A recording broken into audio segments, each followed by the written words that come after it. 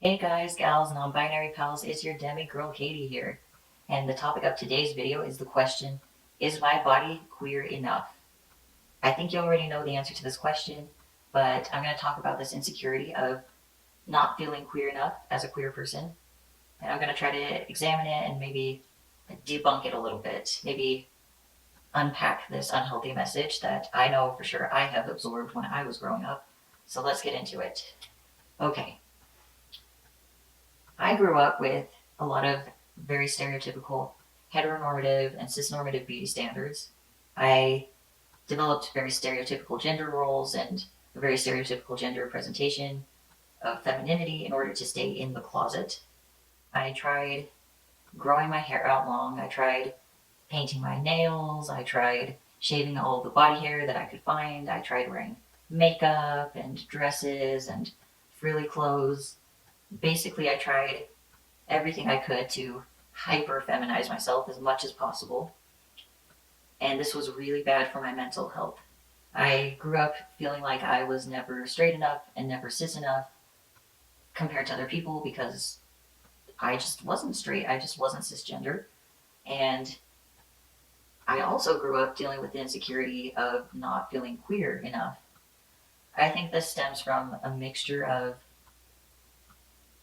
going through puberty early and not really having a say in what happened to my body. I would have preferred to have gone on puberty blockers and then decided whether or not I wanted to go on an estrogenized or androgenized puberty.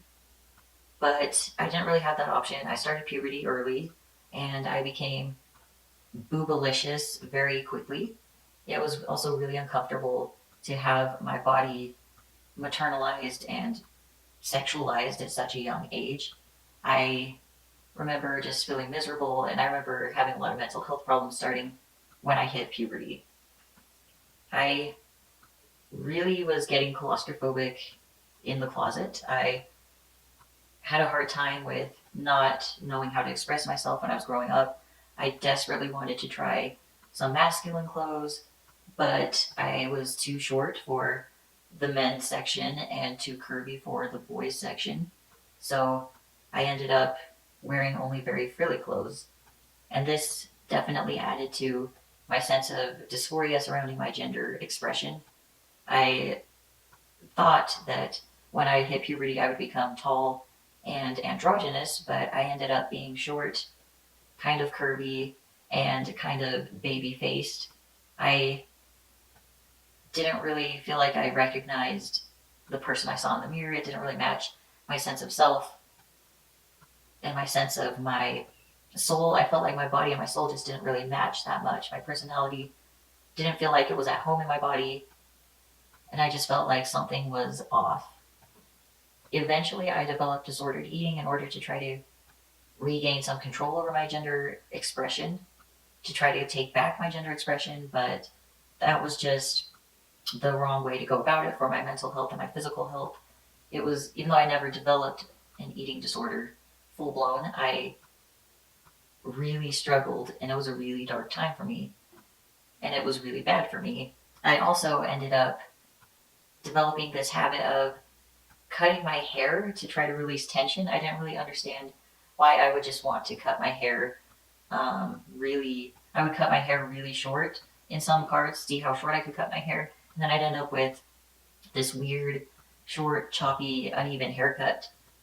And it didn't really resonate. It didn't really make sense at the time why I kept cutting my hair. But now I realize I was trying to reclaim my gender expression through my hair.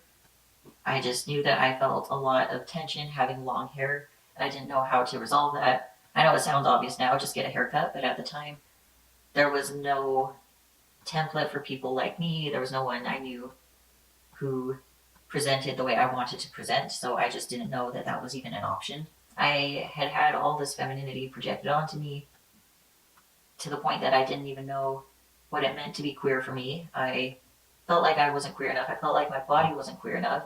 Even after I came out, even after I started taking back my gender expression, after I cut my hair, I started wearing binders. It helped with the dysphoria, but I still had this insecurity that I wasn't queer enough, that I didn't belong, that I didn't look queer enough, that I didn't act queer enough.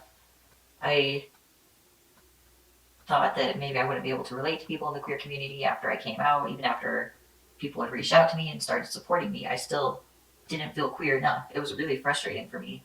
I think that had I had access to queerness when I was younger, I wouldn't have dealt with this imposter syndrome. I wouldn't have had to suddenly integrate these pieces that were so compartmentalized. But I've been taking my time with it and I've been making progress. I've realized that if you identify as queer, you're queer enough. It's pretty simple to me now, but at the time I didn't really feel like I was queer enough. At the time I was coming out and exploring my identity, I felt like I had to meet a certain standard of queerness. I had to not show any femininity. I felt like I had to get rid of parts of myself because that's how I was taught when I was growing up. I was taught that I had to get rid of my queerness, so I felt like, oh, I need to get rid of my femininity now so that I can be queer enough. I didn't realize that I had both parts, feminine and masculine, or androgynous, and that's okay. I didn't realize that it's okay to be complicated and have multiple sides of your expression. You don't have to fit into a box. If you think that your brain is queer, then your body is queer too. If you think that your body isn't queer enough, it is queer enough just because you identify as queer. There's no such thing as a specific queer body. Queer people have many different presentations and many different body types. And really, there's such a variation in queerness that you don't have to fit one mold. As far as the imposter syndrome goes, I think that really has been helped by creating communities. I think it's been helpful to journal my feelings and talk about them to people.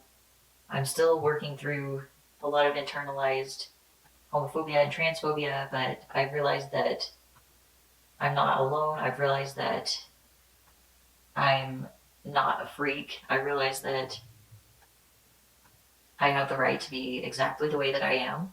And I've realized that it's okay to have more than one gender expression. It's okay to have a variety of interests and hobbies. It's okay to have different styles of clothing to fit your mood. It's okay to wear makeup one day, not wear makeup another day. It's okay to hate makeup and get rid of your makeup. It's okay to change your mind about things. It's okay to experiment and see how you want to show up in the world. You have every right to experiment. Thank you for listening to my ramble. Those are just my thoughts on the topic of whether or not you can be queer enough. Let me know if you've ever felt like you weren't queer enough, what helped, what didn't help, how you navigate internalized homophobia and transphobia. Let me know how you realized that you are queer enough too. Thank you so much for listening. I'll talk to y'all later, and I hope you have a good day. Bye.